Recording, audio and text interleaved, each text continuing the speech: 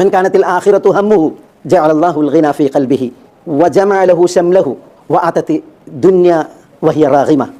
ഒരാളുടെ ലക്ഷ്യം അത് പരലോകമാണ് എങ്കിൽ ഐശ്വര്യം അള്ളാഹു അയാളുടെ കൽബിൽ നടുന്നതാണ്. മനസ്സിൽ ഐശ്വര്യം നടും എന്നാണ് അതിൻ്റെ ഫലം.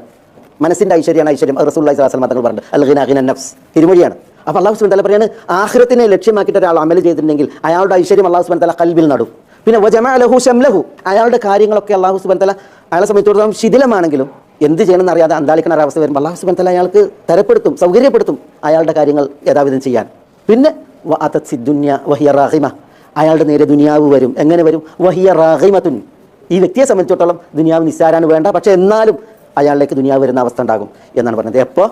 ഹമ്മ് ആഖിറാണ് എങ്കിൽ. എന്നിട്ട് നബി സ്വല്ലല്ലാഹു അലൈഹി വസല്ലം തങ്ങൾ തിരിച്ചു പറഞ്ഞു, വമൻ കാനത്തി ദുനിയ ഹമ്മുഹു, ഇനി ഒരാളുടെ ലക്ഷ്യം ഉദ്ദേശം ദുനിയാവാണ് എങ്കിൽ എന്താ?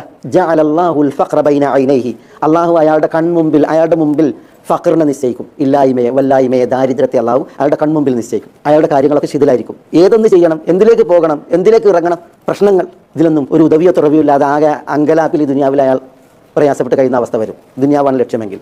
പിന്നെ ദുനിയാവിനെ സംബന്ധിച്ചിടത്തോളം വലം യഅതിഹി മിന ദുനിയ ഇല്ലാ മാ ഖുദ്ദിറ ലഹു, ദുനിയാവ് എന്താണ് അയാൾക്ക് അള്ളാഹു വിധിച്ചത് അതേ അയാൾക്ക് വരുള്ളൂ. അയാൾ ഇങ്ങനെ മനസ്സിൽ ദുനിയാവിനെ നട്ട് നടന്നതിൻ്റെ പേരിൽ ദുനിയാവ് അയാളിലേക്ക് ഇങ്ങനെ കുമിഞ്ഞു വരുമൊന്നുമില്ല. പിന്നെ അയാൾക്ക് എന്താണ് അള്ളാഹു അവിടെ വിധിച്ചത് അതേ അയാൾക്ക് എത്തുള്ളൂ. ഇതാണ് നബിയുനാ മുഹമ്മദ് സല്ലല്ലാഹു അലൈഹി വസല്ലം.